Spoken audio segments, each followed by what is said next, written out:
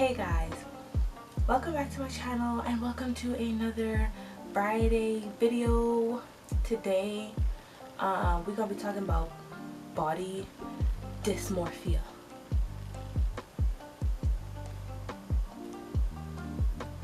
Body dysmorphia. We're gonna talk about what it is, why we get it. I'm gonna talk a little bit about why I got it or how I got it, and if you guys have questions you want to ask me, feel free to, ask in the comments. You can go to my Instagram, DM me, Twitter, whatever. Oh, disclaimer, I don't really use Twitter like that. I'm just starting and learning how to use Twitter, so I guess whenever I get the hang of it, then I'll promote the Twitter more. But I'm more of an Instagram person. Instagram and Facebook, but my Facebook just for memes, so Instagram's probably the best. So yeah, so after saying all of that and just blubbering on, make sure y'all like, comment, subscribe, and let's get into the video.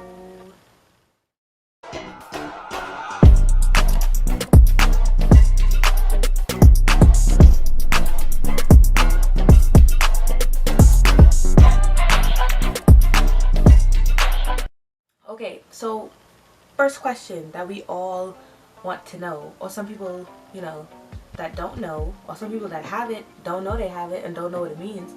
What in the world is body dysmorphia? Yeah. Anyway, so I'm gonna put it right here. Body dysmorphia, according to Google, medical Google, it says it's a mental I'm not doing this to say like it's not. I'll explain later. It says it's a mental illness involving obsessive focus on a perceived flaw in appearance. The flaw may be minor or imagined, but the person may spend hours a day trying to fix it. The person may try many cosmetic procedures or exercise to excess. That's one definition. And then another, it says people with this disorder may frequently examine their appearance in a mirror, constantly compare their appearance with that of others, and avoid social situations or photos. So, right? I don't believe it's a mental illness. Mental illness, like that's such a broad term, and I feel like it has such a negative connotation to it. So I don't want to call it a mental illness. I just want to call it a mental blip. So you're just having a mental blip that causes you to look at your body a different way because of certain situations, and you're just having a mental blip. So word of the day, mental blip. Okay, so next we're going to talk about why in the world do we get body dysmorphia, whether you've been a previous athlete or whether you're someone who was a certain size all their life and then all of a sudden, boom, you're bigger, you're a little heavier, or just a plain Jane, like just a regular person, and you realize certain changes in your body and you want to know why you might have body dysmorphia. So I feel that it happens because we're used to looking a certain kind of way, and just out of nowhere one day you'll feel sluggish, or you'll start to feel some pains that you've never felt before, and you're like, whoa, why I starting to feel like this? Or or like small things, like if you notice you got now like a chin, you got extra chin, and you're like, I ain't never had an extra chin before, but now you have an extra chin, and now you walking around like holding your neck like this, or when you're taking pictures you try to angle it like this, like, ooh, this angle's better rather than this angle because you can see the chin. Like the other day I did that. I was trying to take a picture for the thumbnail, the Instagram, and I had Veg taking the pictures, and he kept taking the pictures from a low angle, and I'm like, no, you can't take it from a low angle. You can't take the picture from this way because my neck look like Pillsbury Doughboy. Like, you need to go up here so it don't look like Pillsbury Dough. You know what I'm saying? Anyway, so you start to notice small changes that may not seem small to you, but to people who look at you, it's just minor changes, but to you, it's something huge. Like the chin thing. Like, for me, the chin thing is really huge. Like, I never had a problem with my chin, I mean my neck area, because yeah, I had a little, it wasn't like you know, like it looks like this when I'm laying on the bed. Anyway, small changes that seem small to other people are not small to you, and then you end up starting to focus on those small things a little bit too much, and it starts to make you see your body in a totally different light. So you definitely start to see yourself as a bigger, heavier person, when in reality you might have only gained like 2 or 3 pounds, and like your mental blip is playing games with you, and now you start to see yourself as someone that gained 20 or 30 pounds rather than just 2 or 3 pounds.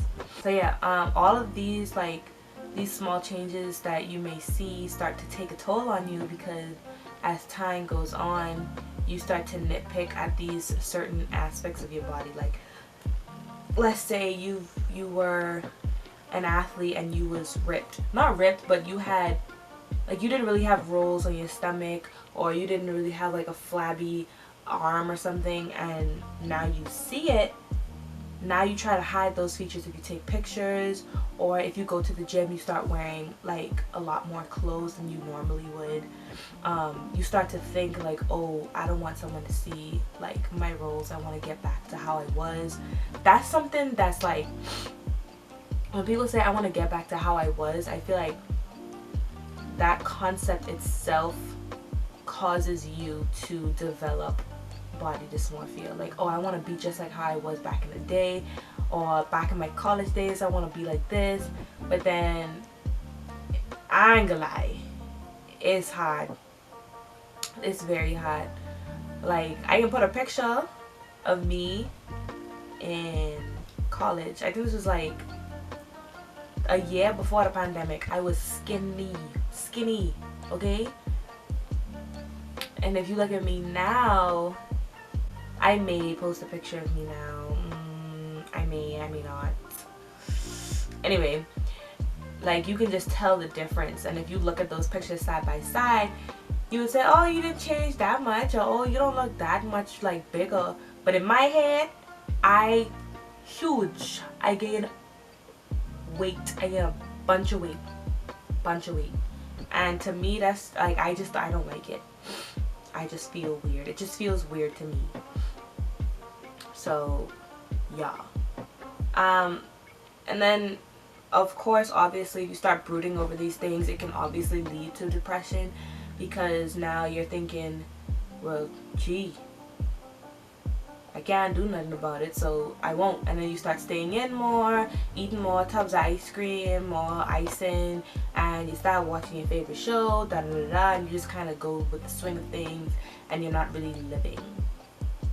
Like, that's my greatest fail, that I just go about the motion and I'm not really living. I'm not really going to do what I want to do because of how I feel I look to certain people.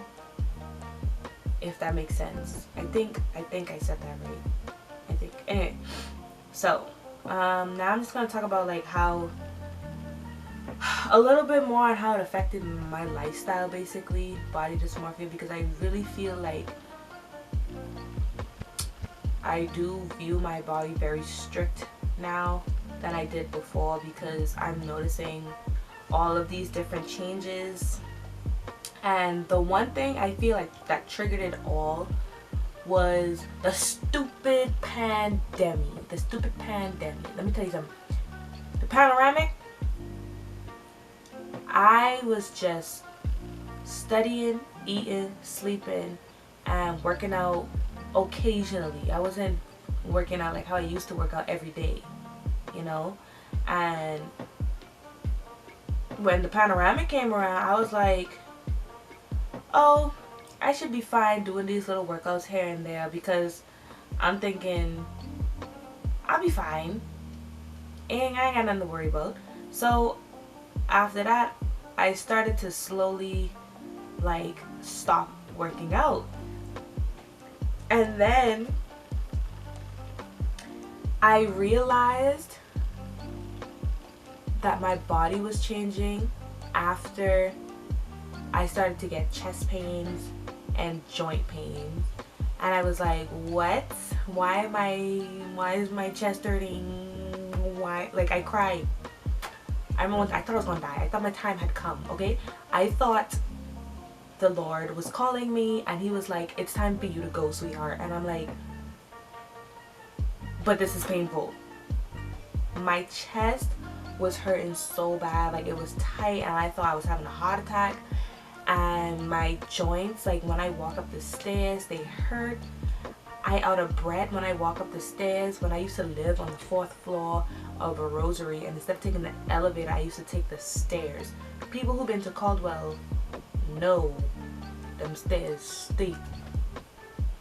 Anyway, I used to like, I really thought my time had come. And after that moment where I thought I was having a heart attack, that's when I started to look at my body more intently. I was like, okay, what's going on with my body? Why am I feeling like this? And I realized after that, that's the first time I weighed myself since the pandemic from school. And when I weighed myself in school, I was 127 in college. I was that weight. And then when I weighed myself probably a year later, I was okay, I gained a lot of weight, and it didn't feel like it didn't look like I gained a lot of weight, but it felt like I did after I experienced that heart situation, I guess. So after that, I was like, oh, I need to get on it. I need to jump back on my routine, my daily workout stuff. And we were still heavily into the pandemic, like things were still shut down. And I feel like I have ADHD, but that's a whole nother topic for a whole nother day, for a whole nother video. But I got this burst of energy to start a fitness page. I don't think you have any idea how fast I really am. And to start working out, and I'm like, yeah, I can start doing this every day, da da da da. And after about, I'd say after about a month, I was like, no. I got tired of it. I was not into it, and I was just like, I don't think this is me. So after that month, like my workouts started to slow down again. I fell back into depression, etc., etc. And then this year, I guess I kind of was just like, whatever. I had to really sit back and think about what it is I want to do with my body. Like, do I really want to work out all the time and try to get back to where I was? Or do I just want to make sure that I'm healthy enough that I don't have scares, and I'm healthy that I won't be dying at an early age, or I won't have major complications, health complications at an early age. So I guess now, I guess I just started to trying to eat more healthy, trying to cook better things, but I'm not trying to make it into like a chore, because once it becomes a chore, I don't want to do it no more. Like, if this YouTube thing becomes a chore, I'm not doing it anymore. I did that. It is what it is. But I don't want things to become a chore in my life. I just want it to be, you know, something that I chose to do, and that I'm just moving with the flow. So yeah, so I still believe that I suffer from body dysmorphia, but as the days go by and I'm realizing that I'm not gonna look how I was at 19, at 24. Like, your body is going to grow old, you're gonna get wrinkles, and I think our mental blip, we have to get accustomed to that. We have to realize that yes, you're gonna get old. So just do what you can to make sure you're healthy. Like, our mind needs to realize we're not gonna look like when we were 19. We're not gonna look like how we looked like when we were 18. And I think once we come to terms with that, then it'll be a little bit more easier to deal with the changes in your body.